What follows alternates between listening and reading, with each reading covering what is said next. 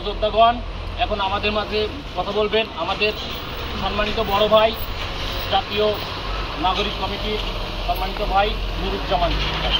সংগ্রামী সহযোদ্ধাগণ, আজকে আপনারা দেখতে পাচ্ছেন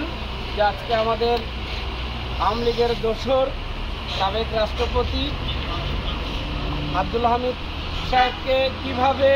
এই ফ্যাসিবাদের কিছু দোসর, প্রশাসনের কিছু কর্মকর্তা এবং এই অন্তর্বর্তীকালীন সরকারের ভিতরে ঘাপটি মেরে থাকা দেশদ্রোহী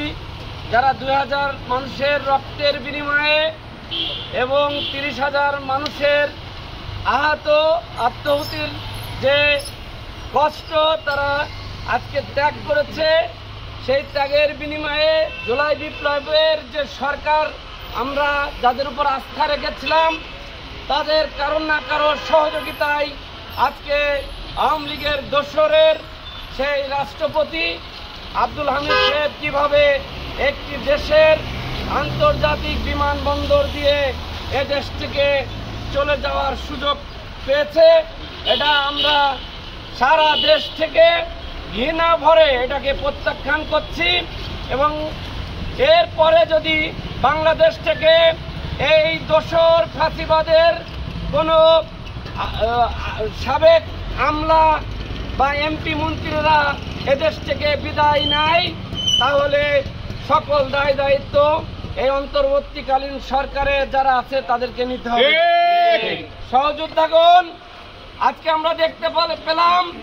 যে আজকে বাংলাদেশটা যখন অর্থনৈতিকভাবে স্বয়ংসম্পূর্ণ হচ্ছে, দেশের মানুষ যখন ব্যবসা বাণিজ্য এবং দেশের মানুষ যখন স্বাভাবিক কার্যক্রম চালাচ্ছে, ঠিক সেই মুহূর্তে সেই সাবেক দোসর এবং আওয়ামী লীগ ফ্যাসিবাদের সেই সাবেক আমলা মন্ত্রীরা এদেশ নিয়ে ষড়যন্ত্র করছে। আমরা জুলাই বিপ্লবে যারা অগ্রণী ভূমিকা পালন করেছে বা এখন করছে, সকলকে এই দাবি করব, এই জুলাই বিপ্লবের একটি সহযোদ্ধা বেঁচে থাকতে বাংলাদেশের মাটিতে আমরা দোসরদের ঠাঁই দিব না। সংগ্রামী সহযোদ্ধাগণ, আমরা যদি আবার পুনরায় এই ফাঁসিবাদের এই দোসরদের এদেশে রাষ্ট্র ক্ষমতা আসার সুযোগ করে দেয়, তাহলে আমাদেরকেই বাংলাদেশের বুকে তারা রাখতে দেবে না। সংগ্রামী সহযোদ্ধাগণ, তা আসুন আমরা ঐক্যবদ্ধভাবে ছাত্র জনতা যে কোনো দেশের ক্লান্ত লগ্নে সবাই সবার পাশে থাকব এবং আমরা আমাদের যে জুলাই বিপ্লবের অগ্রনায়ক হাসনাত আব্দুল্লাহর উপর বারবার অ্যাটাক করা হচ্ছে এবং আসলেই সে যে দেশপ্রেমিক সেটা সে একাই বুঝিয়ে দিয়েছেন। আজকেও সে একটা মেসেজের মাধ্যমে সারা বাংলাদেশকে একত্রিত করেছে। আজকে আমরা আমাদের বুকের রক্ত থাকতে, আমরা জুলাই বিপ্লবের অগ্রণী সেনারা বেঁচে থাকতে এদেশে ইনশাল্লাহ এই দোসরদের আর জায়গা দিব না। সকলকে এই মধ্যরাতে আমাদের বৈষম্য বিরোধী ছাত্র আন্দোলন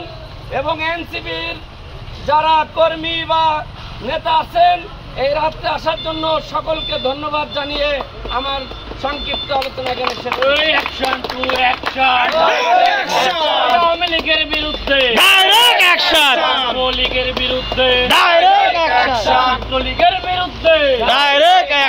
আওয়ামী লীগের দালালেরা লীগের দালালেরা লীগের দালালেরা আবু সাইদ মুক্ত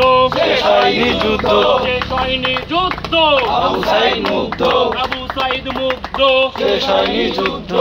হয়নি যুদ্ধ আবু সাইদ মুক্ত